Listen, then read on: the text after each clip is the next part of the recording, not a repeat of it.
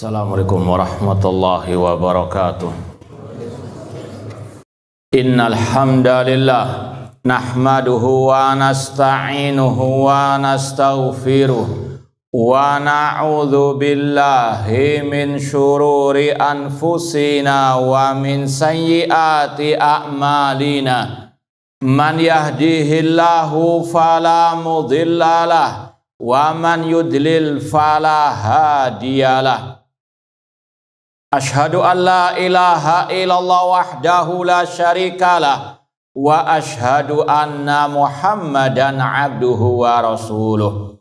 Ya ayyuhalladzina amanu taqullaha haqqa tuqatih wa la tamutunna illa wa antum muslimun.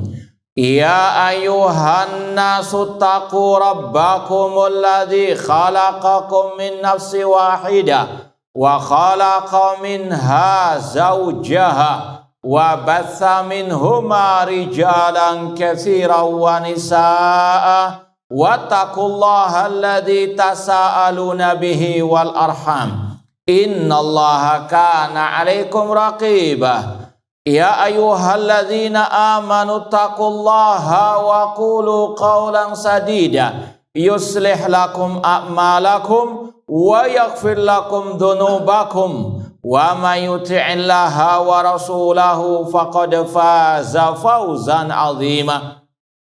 Amma ba'd, fa inna asaqal hadits kitabullah wa khairal hadi hadyu Muhammadin sallallahu alaihi wasallam wa syaral umuri muhdatsatuha wa kulla muhdatsatin bid'ah wa kulla bid'atin dhalalah wa kulla dhalalatin finnar.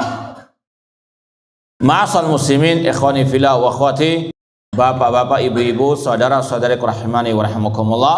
Alhamdulillah, segala puji bagi Allah Subhanahu wa taala yang mempertemukan kita kembali dalam kajian kitab Mu'taqad Ahli Sunnati wal Jamaah atau Ijma' Salafil I'tiqad oleh Al-Imam Harb Al-Kirmani rahimahullahu ta'ala. Semoga Allah Subhanahu wa ta'ala senantiasa memberikan kepada kita keistiqomahan dalam belajar akidah salaf dan berpegang teguh dengannya sampai akhir hayat kita nanti.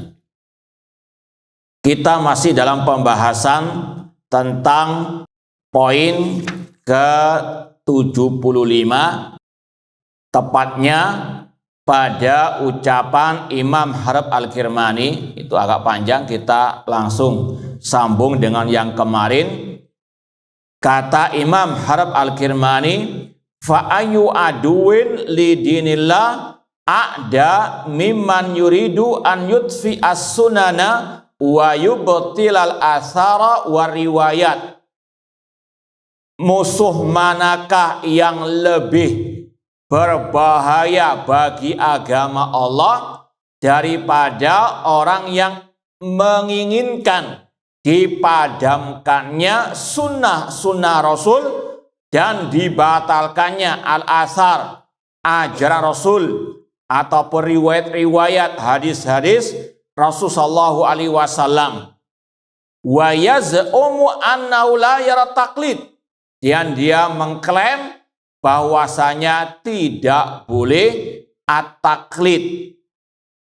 Wa qad qallada dinahu mimman qad samaitu laka, padahal dia taklid dalam agamanya kepada orang-orang yang telah aku sebut namanya kepadamu, wahum a'immatud dhalal, dan mereka adalah imam-imam penyesat umat, wa ru'usul bid'ah, kepala-kepala kebid'ahan, wa qadatul mukhalifin, pemimpin orang-orang yang menyimpan, fa'ala qaili hadzal qaul ghadabullah, dan bagi yang mengucapkan akal hal tersebut kemurkaan Allah Subhanahu wa ta'ala. Inti yang sudah kita sampaikan dari poin 75, Al-Imam Harb Al-Kirmani rahimahullah sangat mengecam para penuhan akal yang mereka lebih mendahulukan akal pikiran mereka daripada ayat ataupun hadis Rasulullah SAW. Dan itu yang sekali lagi paling inti dalam pembahasan ke-75 ini. Namun ada catatan yang penting, yaitu ada ketergelinciran beliau pada waktu yang sudah kita bahas kemarin.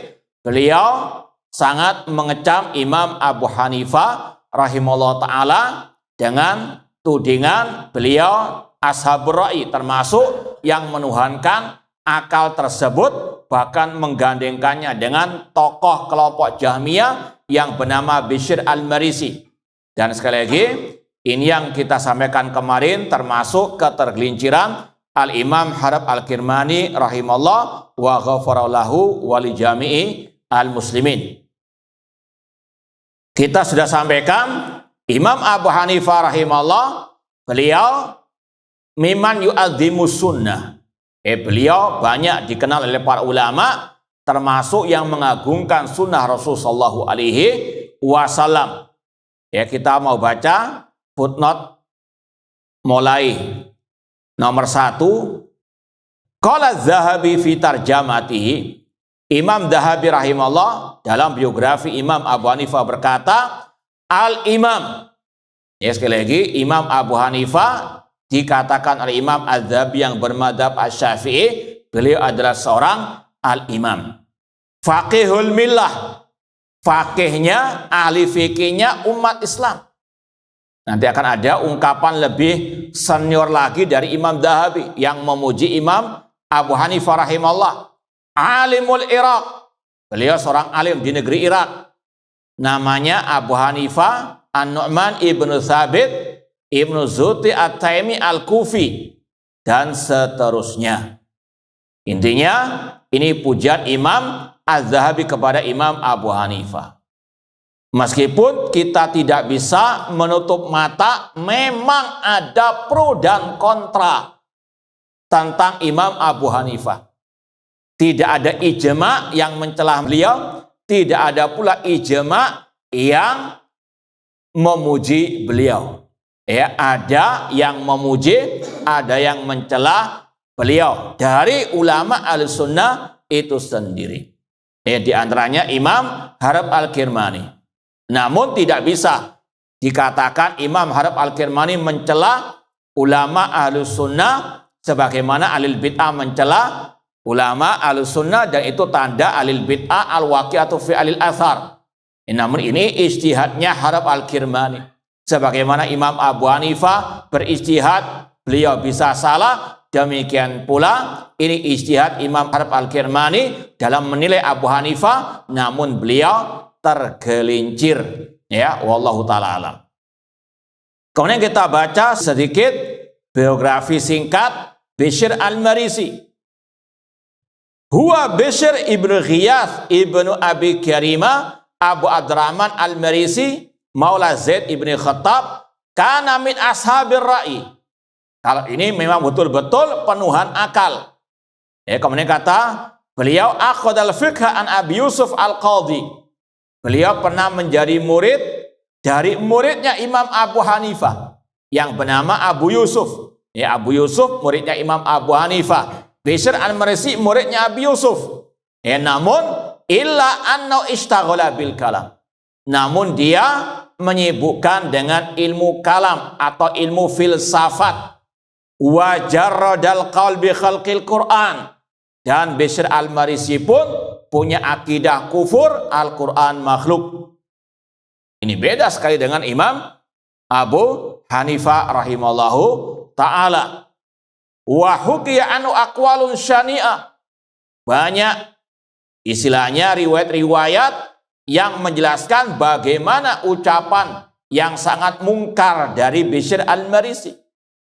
Wa madzahib mustankara qadafi ahlul ilmi bisababiha. Banyak para ulama yang mencelanya. Wa kaffarahu aktsaruhum.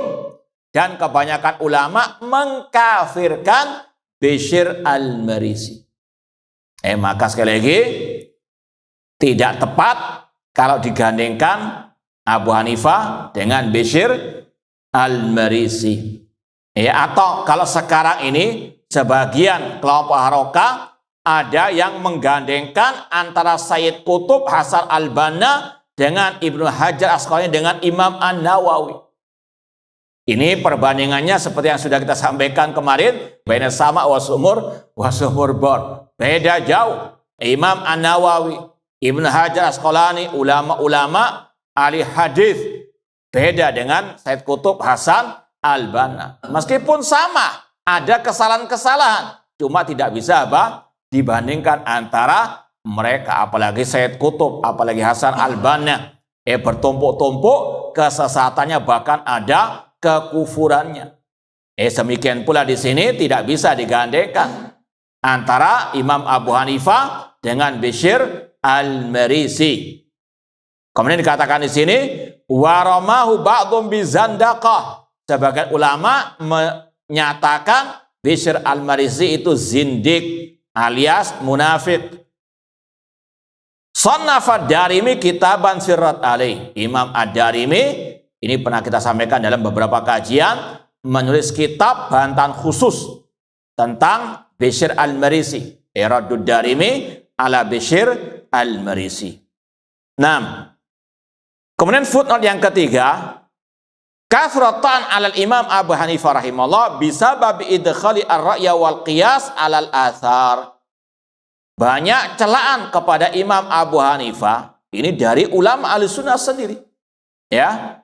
Kenapa? Karena beliau lebih banyak mengutamakan akal dalam fatwa beliau dibandingkan al-athar. Namun ini sudah kita sampaikan, ada udzur syar'i beliau. Karena belum banyak sampai kepada beliau hadis-hadis tersebut. Mau kita baca sedikit muqaddimah dari kitab Raf'ul Malam an A'immatil A'lam, karya Syekhul Islam Ibnu Taimiyah rahimahullah, yang sudah kita isyaratkan pada kesempatan yang lalu. Kita baca muqaddimahnya, dan itu insyaallah sebagai gambaran bagaimana kalau ulama-ulama terutama dari mazhab yang empat itu ada ketergelinciran, tidak mengikuti al-athar, tapi lebih menggunakan ijtihad pendapat mereka. Kata Syekhul Islam Ibnu Taimiyah rahimahullah ta'ala, wa ba'du fayajib alal muslimin ba'da muwalatillahi ta'ala wa rasuli sallallahu alaihi wasallam muwalatul mu'minin.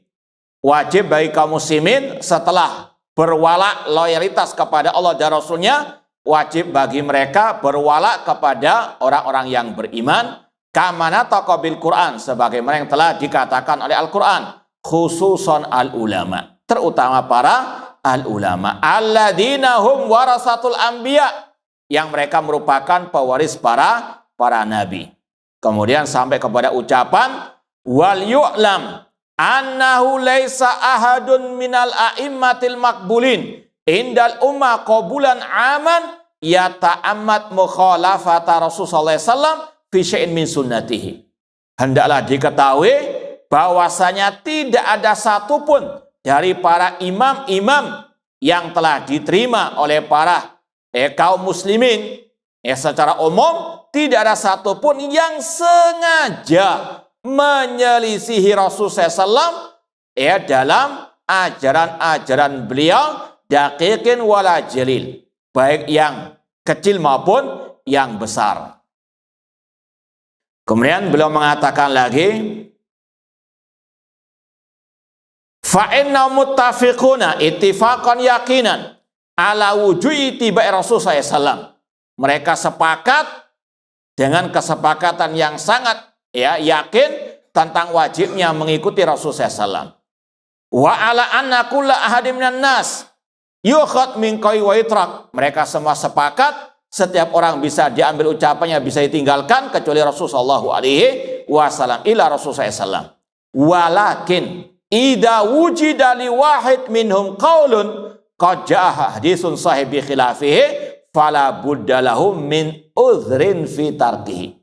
Ini intinya kata Syekhul Islam Ibnu Taimiyah rahimahullah. Namun seandainya ada salah seorang di antara mereka yang ucapannya jelas-jelas menyelisihi hadis yang sahih, maka pasti ada uzur baginya ketika meninggalkan hadis tersebut.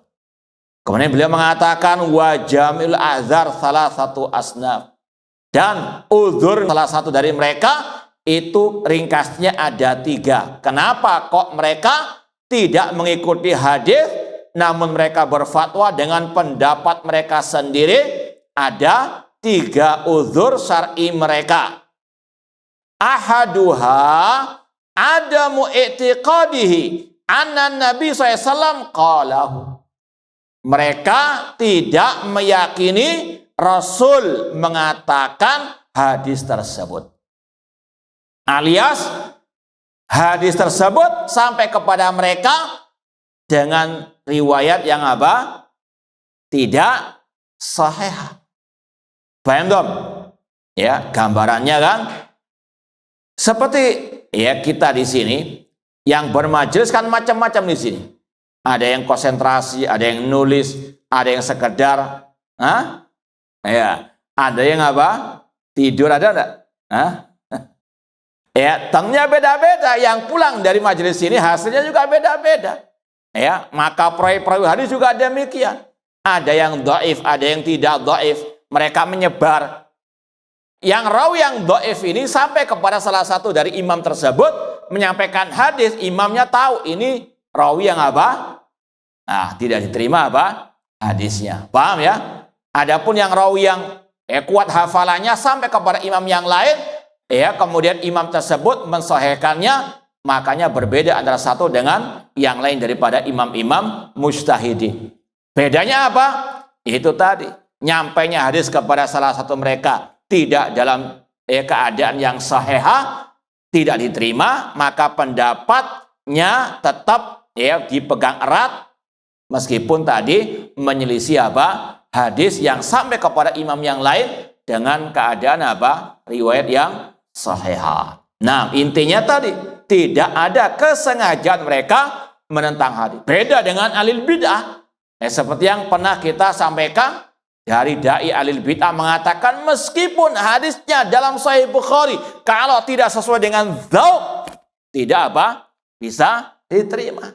Ini kata Imam Dhahabi, apa? Kata Imam Dhahabi, fahuwa iblis qad dhahara fi suratil bashar. Kata Imam Dhahabi, yang menentang ayat hadis dengan zauq perasaannya itu adalah iblis yang menjelma menjadi manusia. Nggak ada imam-imam tersebut menolak mentah-mentah hadis yang sahih yang sampai kepada apa? Mereka. Bahkan sudah kita sampaikan, Imam Abu Hanifah dan imam yang 4 mengatakan idza sahhal hadis fahuwa madhhabi. Apabila telah sahih suatu hadis, itulah mazhabku. Artinya kalau ada ucapanku menyelisih hadis yang sahih tersebut, aku pindah kepada hadis yang sahih, ikuti yang sahih tersebut. Paham dong? Nah, ini sekali lagi beda dengan alil bid'ah. Asani, udzur yang kedua, ada mu'tiqadihi iradatu tilkal mas'alah bidzalikal qaul.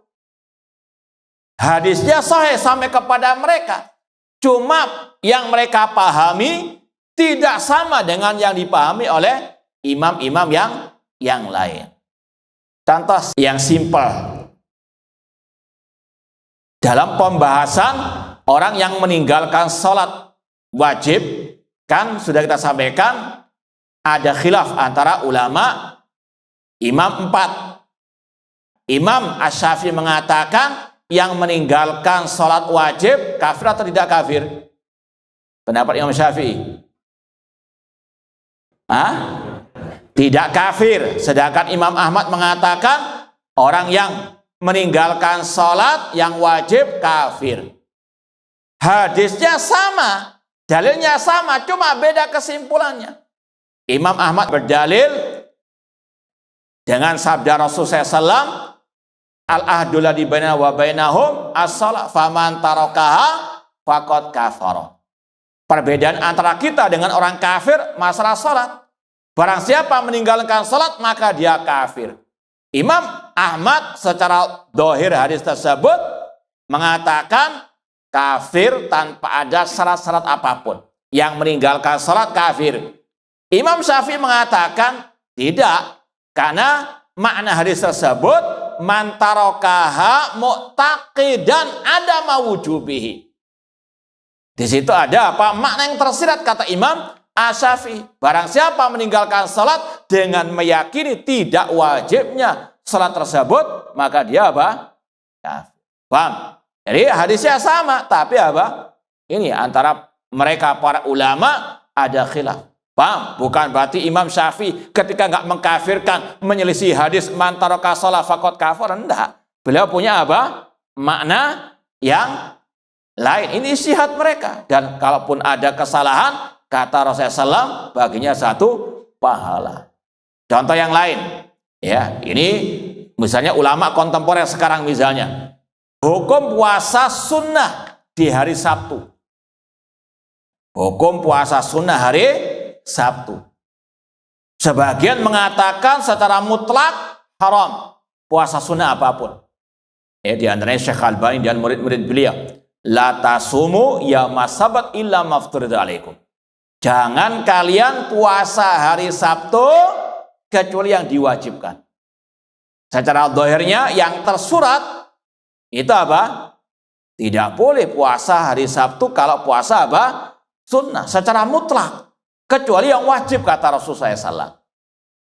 Adapun ulama-ulama di Arab Saudi yang pernah kita dengar dari Syekh Abdul Muhsin Abbad, di antaranya ketika beliau mensarah hadis ini ketika kajian Sunan Abi Dawud, jangan puasa hari Sabtu dalam keadaan mengkhususkan hari apa? Sabtu.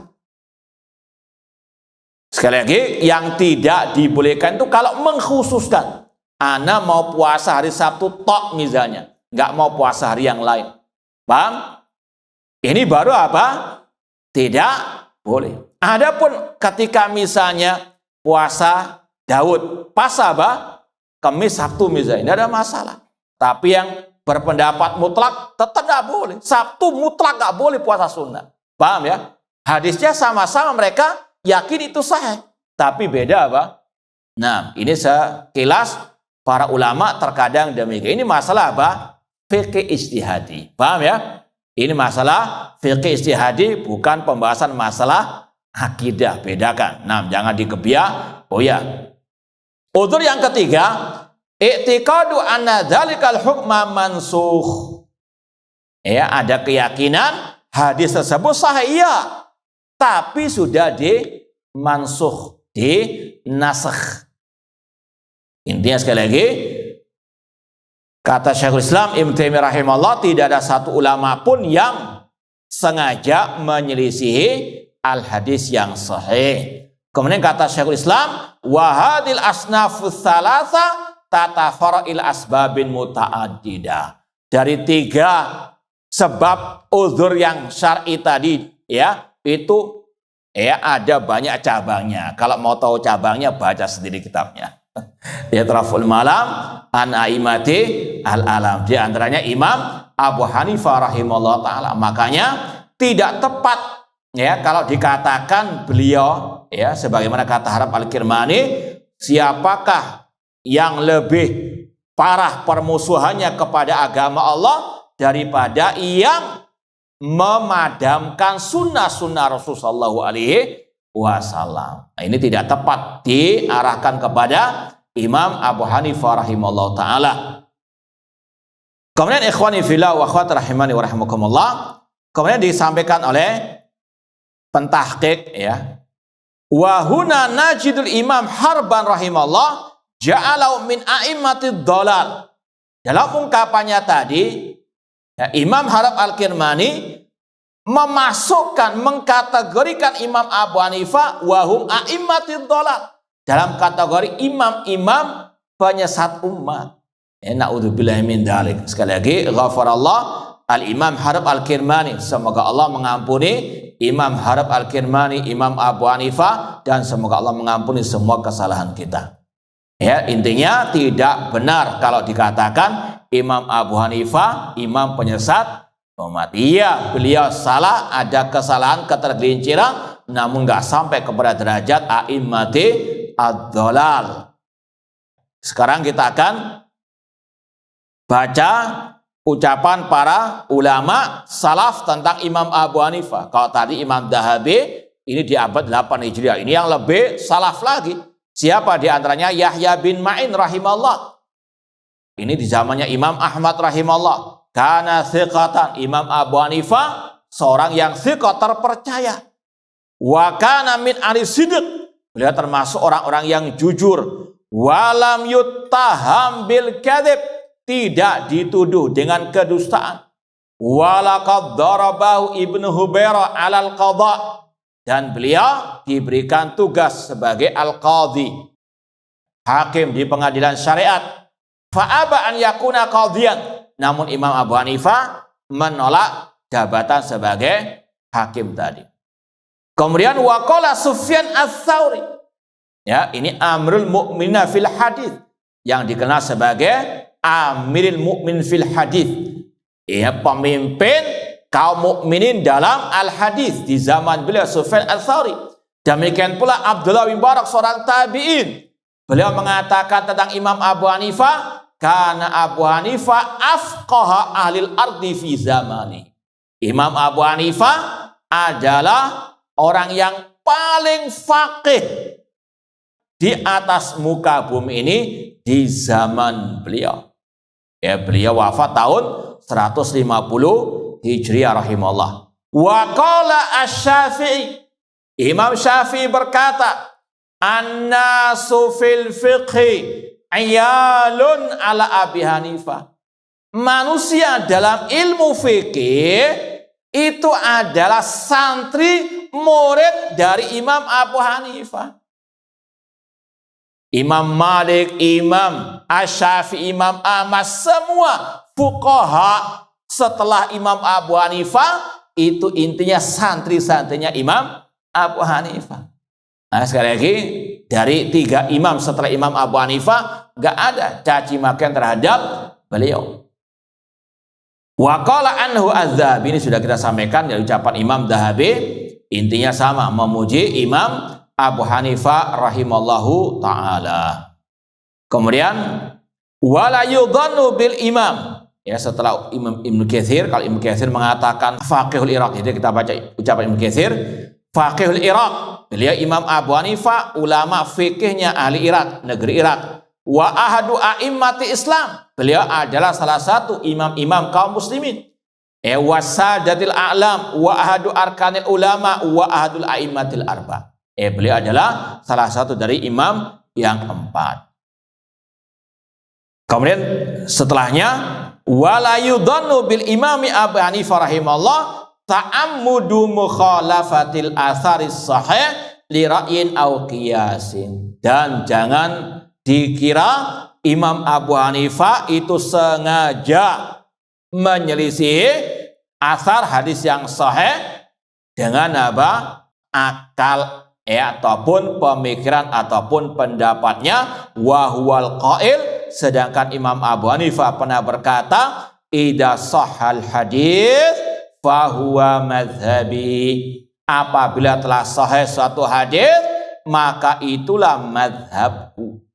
Ini sekali lagi ucapan 4 imam al-arba'ah. Imam Abu Hanifah, Imam Malik, Imam Syafi'i, Imam Ahmad, semuanya mengatakan ucapan yang sama. Apabila telah sahih suatu hadis, maka itulah madhabku. Silakan lihat di kitab Sifat Salat Nabi oleh Syekh Albani di Muqaddimah. Dan dari sini perlu kita sampaikan sedenyak, karena beberapa saat yang lalu kan sempat rame-rame masalah belajar fikih mazhab, mazhab Syafi'i dan sebagainya. Kalau kita cermati ucapan para ulama masyayikh dakwah salafiyah, Ahlus Sunnah wal Jamaah selalu pertengahan dalam segala hal. Masalah ini sekali lagi kita berbicara masalah fikih al-ijtihadi. Bukan membahas akidah. Kalau akidah ijma' salaf tentang akidah, nggak ada khilaf secara umum. Masalah apa? Usulu as-sunnah. Sebagaimana kata Imam As-Sam'ani rahimahullah ta'ala, wa mimma yadullu ala anna alal hadis hum alul haqqi annaka law tala'ta kutubahum al-musannafa fil itiqad lawajadtaha ala watiratin wahida ma ikhtilafi buldani wa tabaudi azmanihim. Ya kama qala rahimallah, kata Imam As-Sam'ani rahimallah, di antara yang membuktikan alul hadis, alul sunnah, salafiyin itu di atas kebenaran, bahwasanya engkau kalau mau meneliti kitab-kitab mereka tentang akidah, meskipun berbeda zaman penulisnya, berbeda tempat tinggal mereka, engkau mendapati satu kesatuan. Dan ini yang sudah kita buktikan berulang-ulang, ya, mungkin bisa dikatakan sejak 20 tahun yang lalu. Alhamdulillah kita mengajar di Surabaya dari satu kitab akidah ke kitab akidah yang lain, tidak ada apa? Khilaf, perbedaan di antara mereka. Maka sekali lagi jangan dicampur adukan, ya. Yang kita bahas sekarang masalah fikih mazhab dalam masalah apa? Fikih ijtihadi. Ahlussunnah pertengahan. Yang pertama, tidak mewajibkan orang bermazhab dari salah satu mazhab yang 4 tersebut. Tidak ada dalil dalam masalah fikih ijtihadi harus Syafi'i atau Hambali atau Hanafi atau Maliki. Yang mengatakan wajib hati dalil. Ya, dalam ayat, dalam hadis yang ada ati Allah wa ati'u ar-rasul. Alaikum bisunnati wa sunnatil khulafa rasyidin. Kalau diwajibkan harus bermazhab yang satu dari 4 mazhab tersebut, bagaimana dengan nasib para sahabat? Abu Bakar apa mazhabnya? Umar bin Khattab apa mazhabnya? Ya, sekali lagi tidak ada kewajiban. Dan tidak pula dilarang belajar salah satu mazhab tersebut dalam masalah apa? Di fiqh ijtihadi. Sekali lagi, Ahlussunnah pertengahan tidak mewajibkan, tidak pula apa? Melarang. Nggak boleh inti belajar matan dari matan-matan kitab-kitab fikih mazhab Syafi'i. Haram, nggak ada. Sekali lagi, ini sarana untuk kita tahu gambaran fikih dalam Islam itu bagaimana. Paham tak? Ini pertengahan Ahlussunnah. Tidak mewajibkan, tidak pula apa? Mengharamkan. Bahkan kata para ulama, silakan ente jadi Syafi'i dalam fikih, namun kun salafiyan fitiba'id dalil. Kata para ulama, silakan ente belajar fikih Syafi'i, ente dalami fikih Syafi'i, tapi jadilah salafi dalam mengikuti dalil. Apa maksudnya? Jangan fanatik kepada apa? Fikih mazhab Syafi'i. Atau ketika belajar fikih Syafi'i, semuanya ditelan mentah-mentah. Pokoknya apa? Yang penting harus mendalami fikih Syafi'i. Pokoknya dipelajari semuanya. Nggak tahu itu sesuai dengan dalil atau tidak, ditelan mentah-mentah. Paham?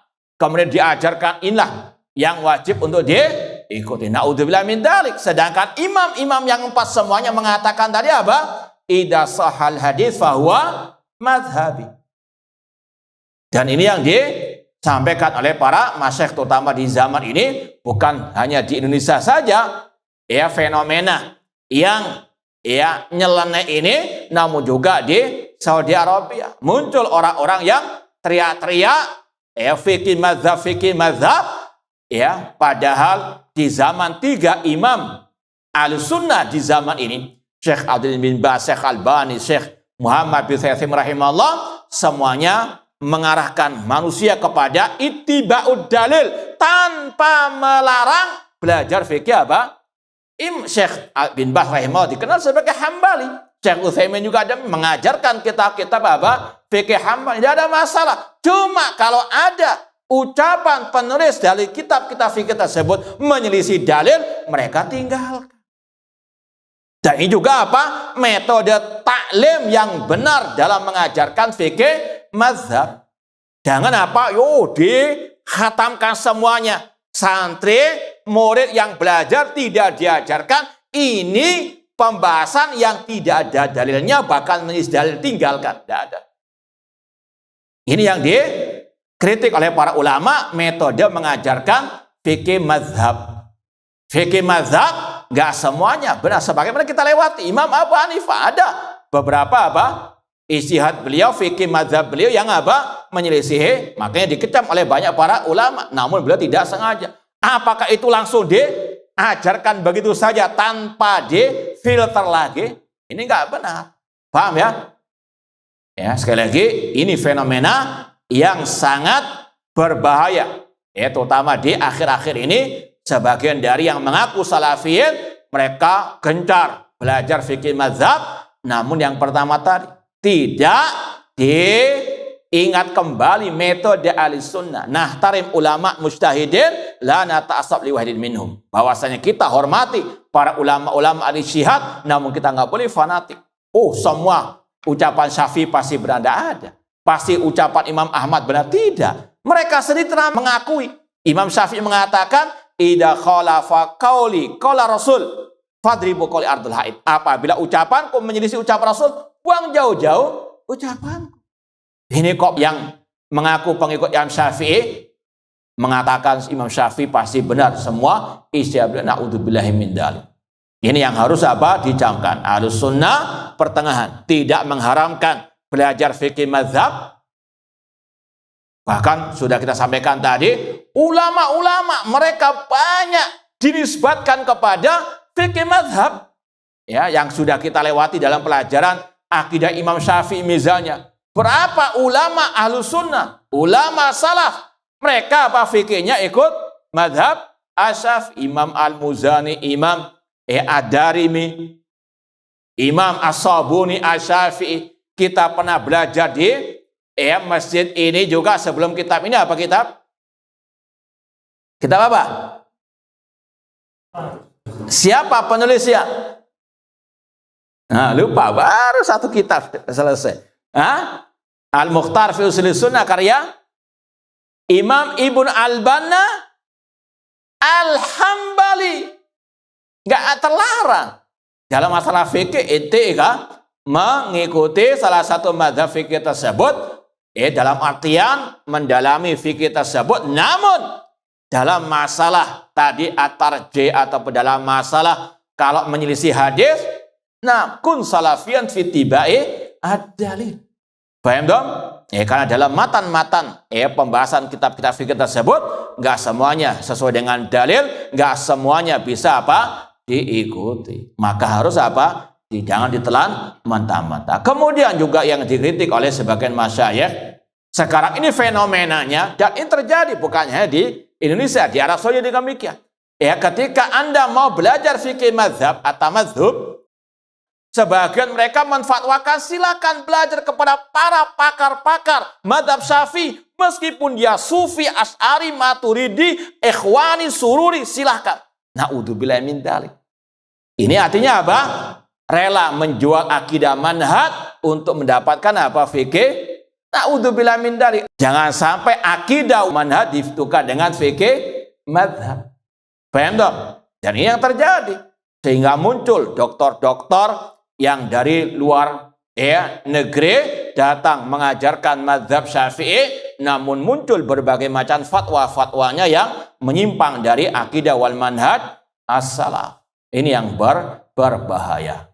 Nah, intinya sekali lagi kita tidak mengharamkan dan tidak pula mewajibkan. Wallahu ta'ala a'lam. Baik, ikhwani fillah wa akhwati rahimani wa rahimakumullah. Ayat yang kita baca tadi itu dalam surat Al-Baqarah 61, atastabdiluna alladzi huwa adna billadzi huwa khair. Apakah kalian ingin menukar yang baik dengan yang lebih rendah? Itu tadi belajar fikih mazhab kepada ahli bid'ah sehingga tertular dengan kebid'ahan mereka. Dan ini wakil salamin dafi. Banyak sekarang ini yang mengaku salafiyin sudah terbiasa dengan sebagian bid'ah atau menganggap ini khilaf ijtihadi. Oh, tidak ada masalah. Ini peringatan Maulid Nabi dan sebagainya. Kan ada pendapat ulama Syafi'i juga membolehkan dan seterusnya.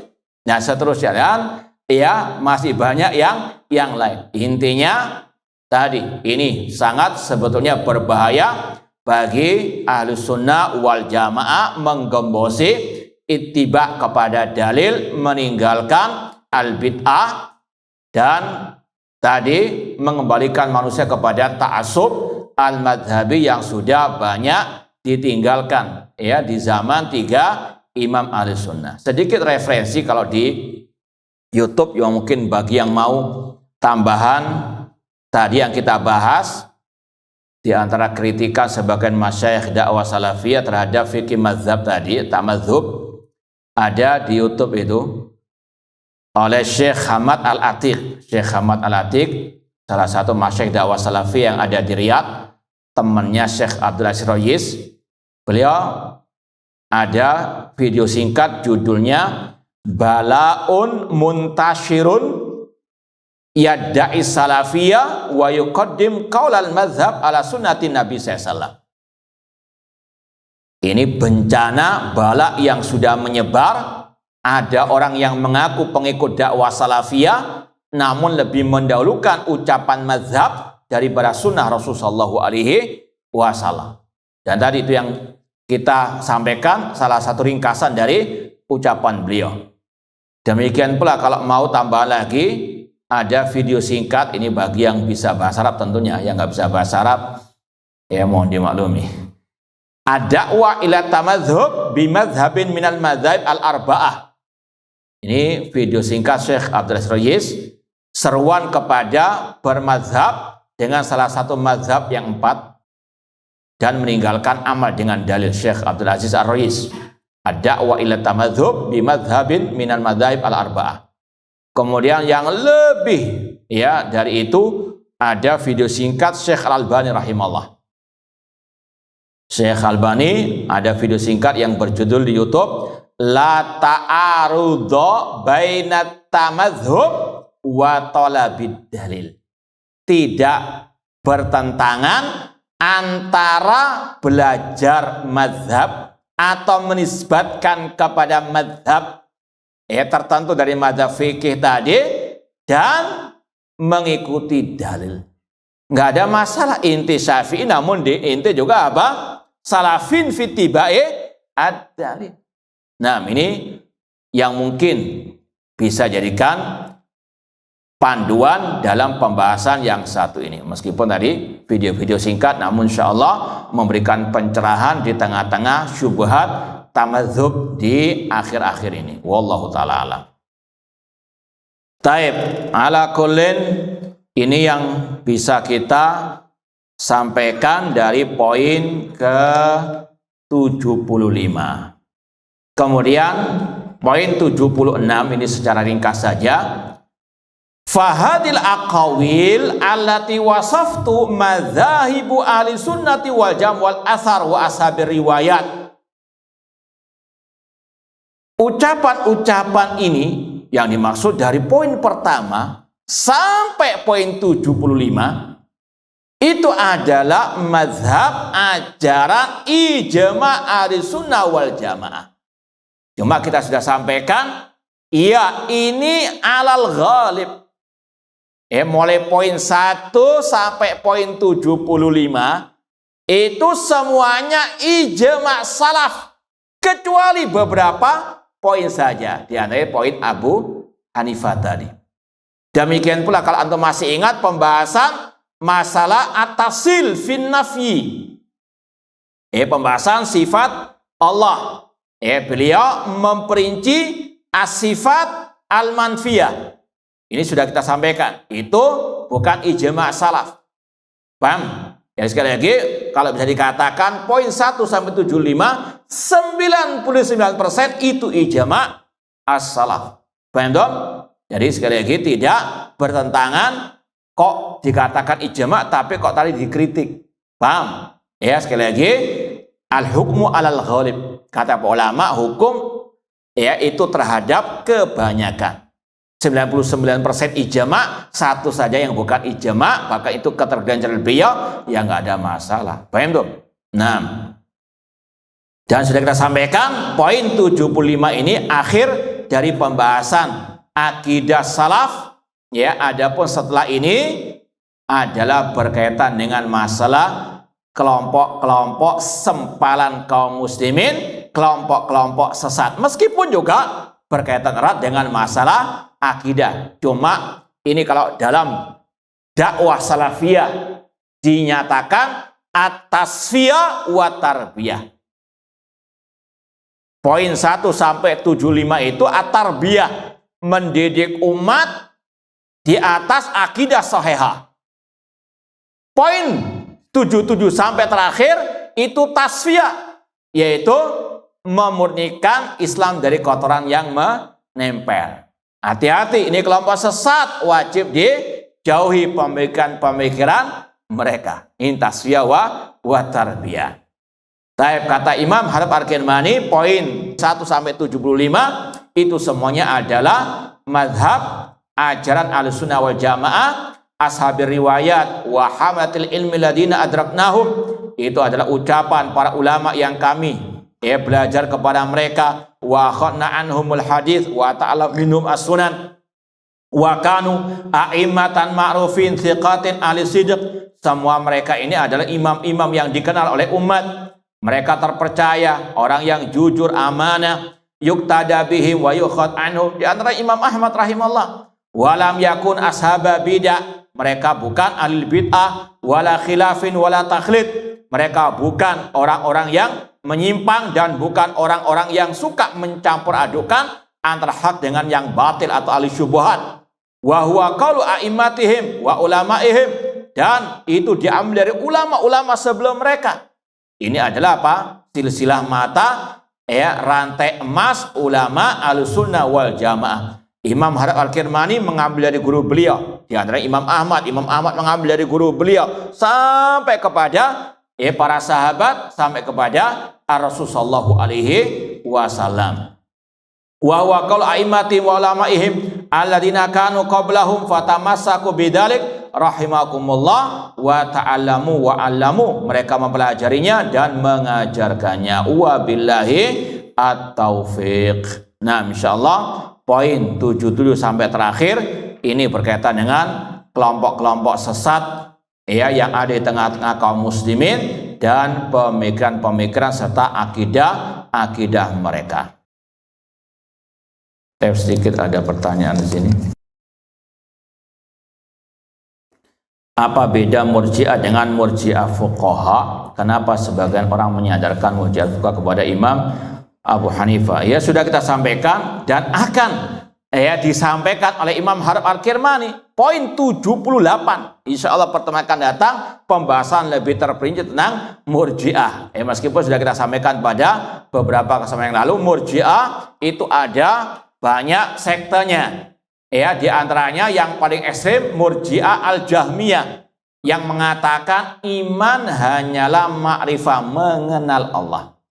Al-jahmiyah tokohnya tadi Bishr al-Marisi. Kemudian ada lagi tadi murji'atul fuqaha. Murji'atul fuqaha kenapa dinisbatkan kepada Imam Abu Hanifah? Karena beliau tergelincir dalam definisi iman, mengatakan iman adalah ucapan dan keyakinan.